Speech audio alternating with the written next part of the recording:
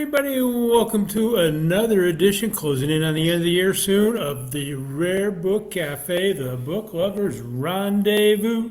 So happy to have you here on Facebook, YouTube, Instagram, and wherever free podcasts are given away. This is the Coffee Break edition, and with my co-host this week, Richard Mori. Cheers. Cheers. Richard Mori Books, Nashua, New Hampshire. I'm still over here in Verona. It's 6 o'clock where I am, so I figure a beer's legitimate. And besides, who says a coffee break has to be just for coffee? That's right. I don't know anybody who made that rule.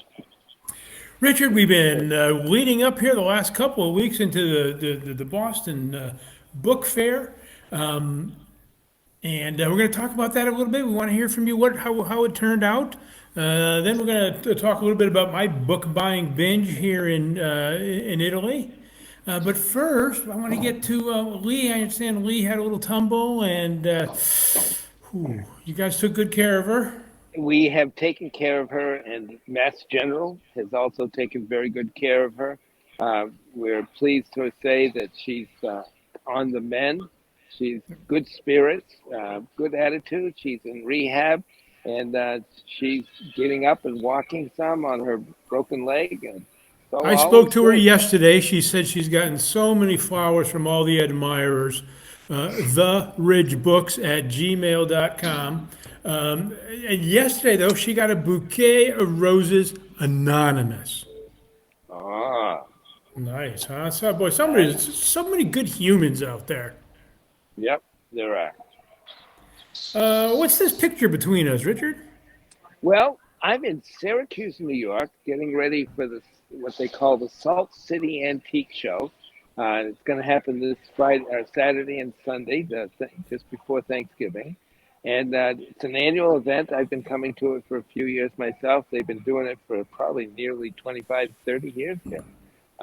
And I have a good time here. I bring a nice selection, and we got a good group of people here in Syracuse who love books.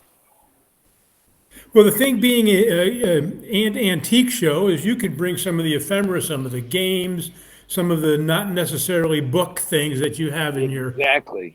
Yep. 5,000 square feet of luxury. And in fact, I do have a lot of that kind of material, and I'm always looking for new things that are entertaining, interesting, unusual. All right, you got a couple of them for us? Well, I do. Well, hold on. I'm going to go first. Oh, okay. You go first. Bring you in on the end. So listen, I'm over here in Italy, right? And they had the Milan Book Fair. Of course, I had to go. I'm in Verona. It's only about an hour 15, 20-minute train ride. There were about 45 vendors there. And it was very nicely done in these beautiful, magnificent gardens of Milan. Most of the books were Italian, of course, but I got a couple things there. And then I spent 2 nights in Genoa and 2 nights in Turin. And let me share with you the trinkets that I picked up.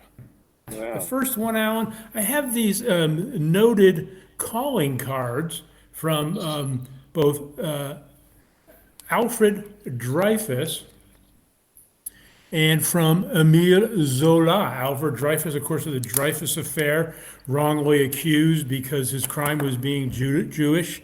Émile Zola, who proclaimed J'accuse as an editorial.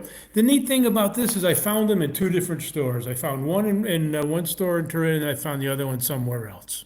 Wow. Those are great historical items. Yeah, and they go well together. Yeah. This next one gives me the shivers because imagine now, this is a cocktail book from Paris in 1927. So in 1927, it's possible that people like Ernest Hemingway and F. Scott Fitzgerald and Sylvia Beach and the rest of the crowd, both in books and music and dance, were drinking cocktail recipes from this book. Wow. And actually, cocktails in the 1920s is still a new fad. Didn't you say once you had a book from the 1800s in cocktails? 1864, the first cocktail book published by Thomas. And in Boston? No, I don't think it's Boston. I can't remember for sure. Maybe New York. Um, but Oh, that's the home of cocktails. yeah, I recently sold it. And matter of fact, I just this week saw it in a dealer's catalog. Yeah, that's the thing about the Yeah. book business. We only have to find one customer. Let somebody Yep. else find the next one. Right. All right, this next one. Oh, this is a ship's log. I love these things. It's Oh, they're it's great. it's printed from one end to the other. Now, admittedly, a lot of it is temperature and weather and that sort of written by the ship's mate.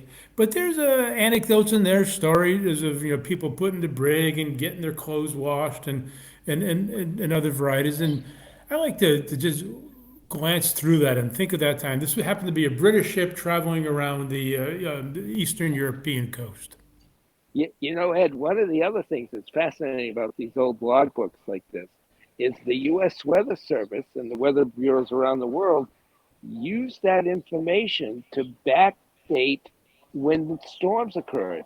And they've actually been Huh. creating a catalog of storms in years past and the That weather never so that occurred they, to me. I mean, we say we've got yep, global warming, prove it. Well, here are things that show what that's the right. temperature was 175 years ago.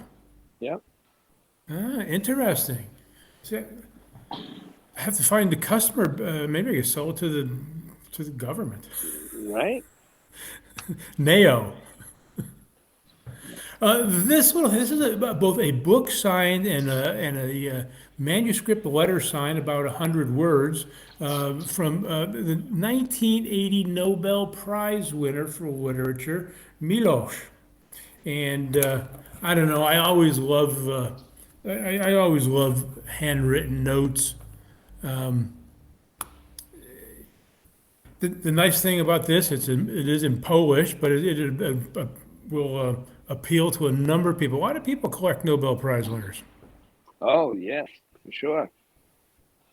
I Yeah, once handled the collection of a Nobel Prize winner for medicine up in Seattle. yeah. I The handle, University of Seattle got the good stuff, but I got yeah. second pickings, and it was pretty good. One of the very first collections I handled was out of New York City, and it had three Nobel laureates in the family. Nice. Yeah. Yep, nice. Yeah, that was a good pickup. Good for you.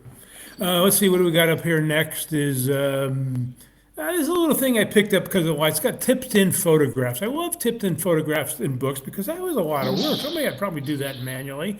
This happened to be a book about the Japanese exposition in Venice in 1954. Now I have to be born in 1954, so that attracted me. But the book has so many other aspects to it. But people collect World's Fair, people collect Japanese. Look, this is in three different languages. People collect multilingual literature. So it's just was a fun little piece. And the foreign stuff's always really popular. Even in the East Coast, I sell a lot of Japanese and Chinese. Always good to pick up. Uh-huh. Well, there's those communities everywhere. I once lived in the Shetland Islands, north of the coast of Scotland, even. And after 9 o'clock, only one thing was open, and it was a Chinese restaurant. Go figure. All right, and what's this last item we got there, Alan? Oh, that's it. All right. Before we dive into you, let me say I know this isn't a travel log, folks, but I happened to be in Turin during their annual chocolate festival. I got a short, minute and a half, 2 minute video I want to throw in here. It's fun because to me it's historical. Turin was founded in 1504, and it was the nephew of King Ferdinand and Isabella, and he brought with him to Turin the riches that they had in Spain that Columbus had discovered, which included chocolate. And it has been the seed of Italian chocolate ever since. All right, let's take a quick look at that, and then we're going to get back to your items, Richard. All right.